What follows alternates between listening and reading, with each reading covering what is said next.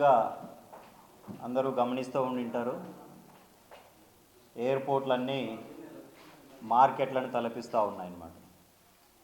ఎయిర్పోర్ట్లో జనాలు ఎక్కడెక్కడ దూర ప్రాంతాలకు ప్రయాణించాలని చెప్పి ముందుగానే ప్లాన్ చేసుకొని ఇంపార్టెంట్ ప్రోగ్రామ్స్కి అటెండ్ కావాల్సినటువంటి సిచ్యువేషన్స్లో వాళ్ళు ఎయిర్పోర్ట్కి వెళ్ళి అక్కడ ఎయిర్పోర్ట్లో ఏ ఫ్లైట్ ఎప్పుడు వస్తుందో తెలియదు, డిలే అని చెప్పి వచ్చి ఎప్పుడు క్యాన్సిల్ అవుతుందో కూడా తెలియదు. అలాంటి సిచ్యువేషన్లో వాళ్ళు భయభ్రాంతులై టెన్షన్తో అక్కడ ఒకరినొకరు గొడవలు పడడము, అక్కడ ఉన్నటువంటి సిబ్బందితో గొడవ పడడము. ఎందుకంటే వాళ్ళ సిచ్యువేషన్ ఎమర్జెన్సీ సిచ్యువేషన్ అలాంటిది. వాళ్ళు కూడా అక్కడ ఉన్న సిబ్బంది కూడా ఏం చేస్తారు, వాళ్ళకి ఎలాంటి సమాధానం చెప్పలేని సిచ్యువేషన్ అంతా ఒక ఎమర్జెన్సీని తలపించేటువంటి సిచ్యువేషన్ ఎయిర్పోర్ట్లలో నెలకొనింది. ఇది ఏదో ఒక ఎయిర్పోర్టో 2 ఎయిర్పోర్ట్లో కాదు, మొత్తం యావత్ భారతదేశం అంతా. ఎందుకంటే యావత్ భారతదేశం ఒక ఇండిగో అనేటువంటిదే మన ఇండియాలో ఉన్నటువంటి ఒక మేజర్ ఎయిర్లైన్స్ సంస్థ. దాదాపు 2000కు పైన విమానాలతో మొత్తం దేశవ్యాప్తంగా రవాణాను నడుపుతూ ఉంది. దాని తర్వాత ఎయిర్ ఇండియా ఏదో 1000తో నడుస్తూ ఉంది. అంత మేజర్ అయినటువంటి ట్రాన్స్పోర్టేషన్లో మేజర్ వ్యవస్థ అయినటువంటి ఇండిగోనే ఈరోజు ఇబ్బంది పడే సిచ్యువేషను మన తీసుకొచ్చారో మరి కల్పించారో కూడా తెలియదు. ఎందుకు ఈ విధంగా జరుగుతాయి? ఎందుకంటే ఇంతకుముందు కూడా ఎయిర్ ఇండియాలో చూసాము, అది గవర్నమెంట్ ఆధీనంలో ఒక సంక్షోభంలోకి తీసుకొచ్చి తీరా దాన్ని ఒక ప్రైవేట్కు కట్టబెట్టడం జరిగింది, టాటా గ్రూప్కి కట్టబెట్టడం జరిగింది.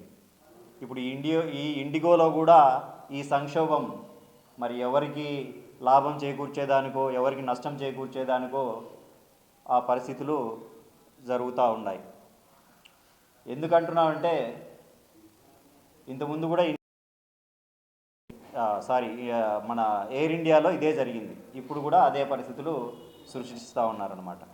ఇప్పుడు ఒక వ్యవస్థని సక్రమంగా నడపలేనప్పుడు దానికి ఒక పోర్టుఫోలియో ఎందుకు, సెంట్రల్ క్యాబినెట్ ఒక గవర్నమెంట్ ఆధీనంలో ఉన్నప్పుడు దాన్ని చక్కదిద్దుకునేదానికే కదా, దాన్ని నడిపేదానికి. ఎవరికో ప్రైవేట్కి అప్పచెప్పి వాళ్ళ దగ్గర కమిషన్లు తీసుకునేదానికి కాదు కదా ఇది. క్యాబినెట్ హోదాలు ఉన్న వ్యక్తులు తీసుకోవాల్సిన నిర్ణయాలు ప్రజలకు ఉపయోగపడే విధంగా ఉండాలి, కానీ ఏదో పెత్తందారుల దగ్గర కమిషన్లు తీసుకునేదానికో లేకపోతే ఇంకొకరికి కట్టబెట్టేదానికో ఉండకూడదు.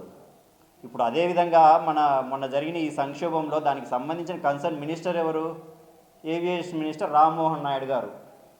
ఆయన ఏ విధమైనటువంటి దానికి సంబంధించి మిటిగేషన్ ప్లాన్స్ ఏమీ లేకోకుండా కనీసం నేను ఇది చేస్తూ ఉన్నాను, ఈ ప్లాన్ ఈ విధంగా ఉంది, నెక్స్ట్ దీన్ని ఈ విధంగా చక్కదిద్దుపోతూ ఉన్నాము అని చెప్పి మీడియా ముఖంగా వచ్చి చెప్పడానికి కూడా ఇష్టపడడం లేదా మనిషి.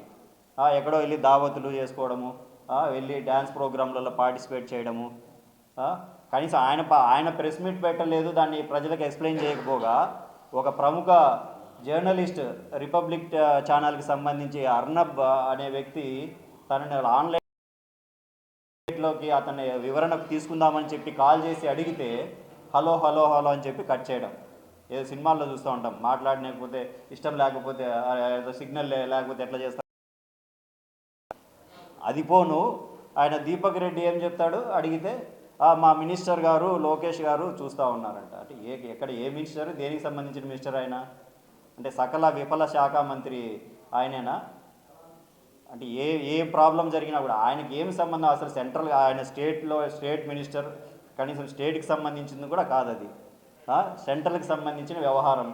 అక్కడ క్రియేట్ చేశాడంట, వార్ రూమ్లో ఈయన వార్ చేస్తూ ఉన్నాడంట.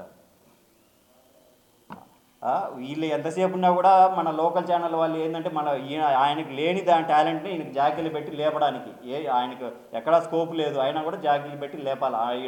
అక్కడ జరిగిన ఒక సంక్షోభంని కూడా వీళ్ళు చేసే సక్సెస్ లాగా మార్చుకునేదానికి వీళ్ళ ప్రయత్నం.